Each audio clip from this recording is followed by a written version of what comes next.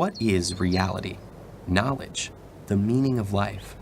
Big topics you might tackle figuratively, explaining existence as a journey down a road or across an ocean, a climb, a war, a book, a thread, a game, a window of opportunity, or an all too short-lived flicker of flame.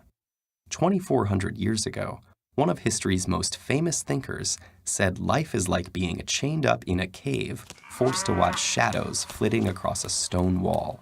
Pretty cheery, right? That's actually what Plato suggested in his Allegory of the Cave, found in Book 7 of the Republic, in which the Greek philosopher envisioned the ideal society by examining concepts like justice, truth, and beauty. In the allegory, a group of prisoners have been confined in a cavern since birth with no knowledge of the outside world. They are chained facing a wall, unable to turn their heads, while a fire behind them gives off a faint light. Occasionally, people pass by the fire carrying figures of animals and other objects that cast shadows on the wall. The prisoners name and classify these illusions, believing they're perceiving actual entities. Suddenly, one prisoner is freed and brought outside for the first time. The sunlight hurts his eyes, and he finds the new environment disorienting. When told that the things around him are real, while the shadows were mere reflections, he cannot believe it.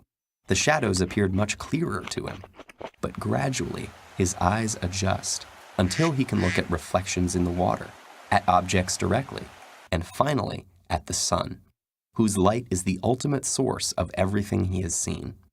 The prisoner returns to the cave to share his discovery, but he is no longer used to the darkness and has a hard time seeing the shadows on the wall. The other prisoners think the journey has made him stupid and blind and violently resist any attempts to free them. Plato introduces this passage as an analogy of what it's like to be a philosopher trying to educate the public. Most people are not just comfortable in their ignorance, but hostile to anyone who points it out. In fact, the real-life Socrates was sentenced to death by the Athenian government for disrupting the social order, and his student Plato spends much of the Republic disparaging Athenian democracy, while promoting rule by philosopher kings.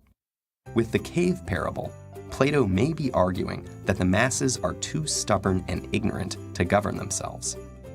But the allegory has captured imaginations for 2,400 years because it can be read in far more ways. Importantly, the allegory is connected to the theory of forms developed in Plato's other dialogues, which holds that, like the shadows on the wall, things in the physical world are flawed reflections of ideal forms, such as roundness or beauty. In this way, the cave leads to many fundamental questions, including the origin of knowledge, the problem of representation, and the nature of reality itself. For theologians, the ideal forms exist in the mind of a creator. For philosophers of language viewing the forms as linguistic concepts, the theory illustrates the problem of grouping concrete things under abstract terms. And others still wonder whether we can really know that the things outside the cave are any more real than the shadows. As we go about our lives, can we be confident in what we think we know? Perhaps one day a glimmer of light may punch a hole in your most basic assumptions. Will you break free to struggle towards the light, even if it costs you your friends and family? Or stick with comfortable and familiar illusions? Truth or habit? Light or shadow? Hard choices. But if it's any consolation, you're not alone. There are lots of us down here.